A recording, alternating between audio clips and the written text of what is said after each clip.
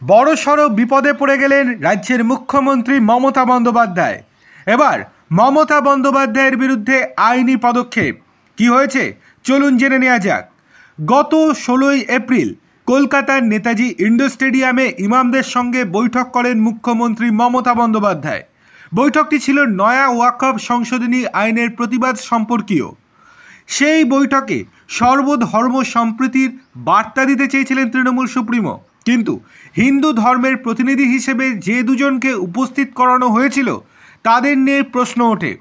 গেরুয়া বসন ও গলায় তুলসীর মালা পরা ওই দুই ব্যক্তি কখনোই সন্ন্যাসী হতে পারে না বলে মন্তব্য করেছিলেন নেটিজেনরা। তাদের দাবি মমতা ব্যানার্জি ওই দুই ব্যক্তিকে হিন্দু সন্ন্যাসী সাজিয়ে বৈঠকে নিয়ে গিয়েছেন। আসলে ওরা ভুয়ো সন্ন্যাসী, কারণ মুর্শিদাবাদে যেভাবে হিন্দুরা সাম্প্রদায়িক হিংসার শিকার হয়েছে তাতে কোনো হিন্দু ধর্মীয় সংগঠনের সন্ন্যাসী মুখ্যমন্ত্রীর ইমাম বৈঠকে যোগ দেবেন না বলে মত তাদের। অবশেষে মুখ্যমন্ত্রীর ইমাম বৈঠকে ওই দুই গেরুয়া বসনধারীর আসল পরিচয় ফাঁস করলেন বিজেপির যুবনেতা এবং কলকাতা হাইকোর্টের আইনজীবী তরুণজ্যোতি তিওয়ারি। প্রমাণসহ তরুণজ্যোতি তিওয়ারি এক্স হ্যান্ডেলে লিখেছেন, কেউ চিনতে পারছেন এনাকে? গেরুয়া পোশাক পরিহিত একজন হলেন তৃণমূল কর্মী এবং আরেকজন হলেন হিন্দু ধর্ম ত্যাগ করে নব্য খ্রিস্টান এক ব্যক্তি। এই ছবির ছেলেটির নাম শ্রীধর মিশ্রা এবং মাইকেল অনুভব চক্রবর্তী।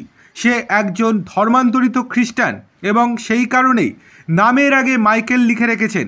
তিনি লিখেছেন সে একজন তৃণমূল কর্মী এবং অন্যজন ধর্মান্তরিত খ্রিস্টান তৃণমূল কর্মী হতেই পারেন। আমার ব্যক্তিগতভাবে কিছু বলার নেই, যা বলার আদালতেই বলবো। কিন্তু হিন্দুদের বিভ্রান্ত করতে গেরুয়া বস্ত্র পরিধান করিয়ে সেই দিন সনাতনী সন্ত সাজিয়ে নেতাজি ইন্ডোরে মাননীয় মুখ্যমন্ত্রী ইমাম মুজ্জেমদের সবাই হাজির করানো হয়েছিল কেন? এইসব ভাওতাবাজি কেন? প্রশ্ন এটাই, গেরুয়া বস্ত্র পরিধান করিয়ে সনাতন হিন্দু ধর্মকে অবমাননা করতে ইমামদের মঞ্চে পশ্চিমবঙ্গের মুখ্যমন্ত্রীর সভাদের ইনাদের পরিচয় পরিবর্তন করে হাজির করানো কেন হয়েছিল? এর উত্তর আদালতে দিতে হবে রাজ্য সরকারকে।